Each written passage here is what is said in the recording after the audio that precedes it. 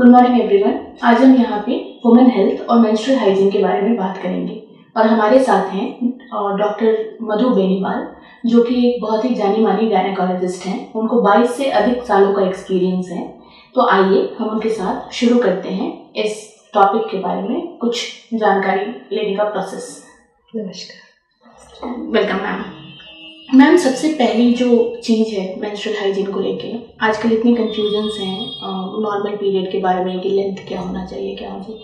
क्या चीज़ को हम कंसिडर कर सकते हैं एज अ नॉर्मल पीरियड कि ये पीरियड्स नॉर्मल आ रहे हैं?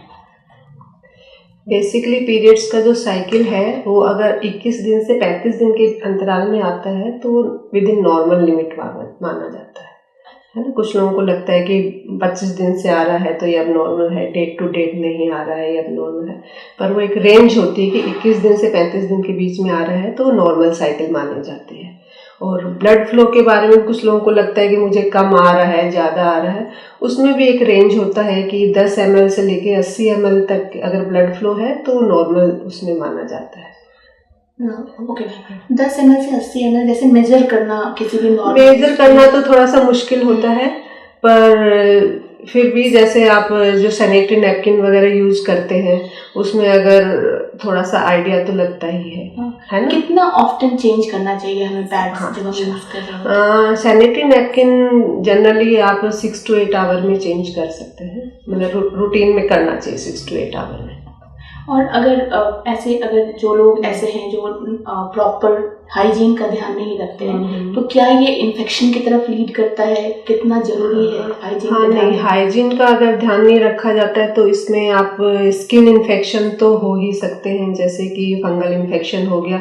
इसके अलावा डर्मेटाइटिस वगैरह एलर्जिक रिएक्शन भी हो सकता है। इसके अलावा अगर वो जैसे वजाइना और यूट्रस में एंटर कर गया तो वजिनाइटिस हो गया। वजिनाइटिस और रिप्रोडक्टिव ट्रैक्ट इन्फेक्शन होते हैं, PID होते हैं। इस तरीके के इन्फेक्शन होने के काफ़ी चांसेस रहते हैं।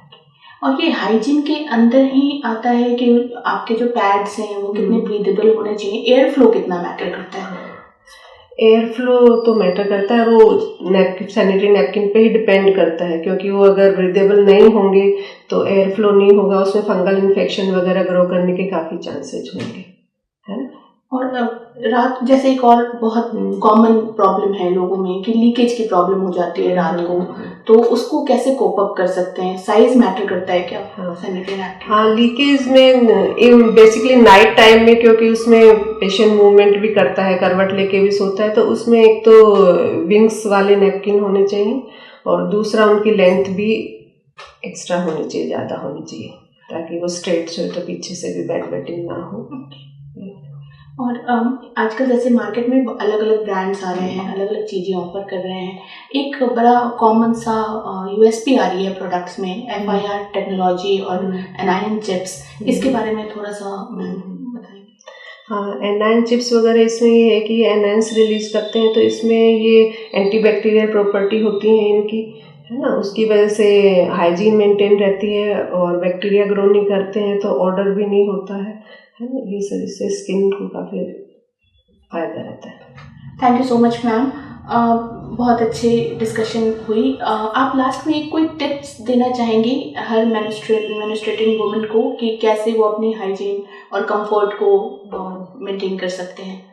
इसमें ये है कि कुछ लोग काफ़ी मिथ्स पे बिलीव करते हैं, प्रॉपर न्यूट्रिशन नहीं लेते, प्रॉपर बाथ नहीं लेते हैं। तो ये है कि डेली बाथ लेना चाहिए और डाइट का पूरा ध्यान रखना चाहिए, और बाकी जो सैनिटरी नैपकिन वगैरह जो है वो एवरी 6 to 8 आवर में आपको चेंज करने चाहिए। Thank you so much. ये काफ़ी फ्रूटफुल डिस्कशन था मैम के साथ, और आई होप कि आप लोगों के लिए ये जानकारी काफ़ी सहायक और फायदेमंद रहेगी। So let's fly with confidence with this. Thank you so much.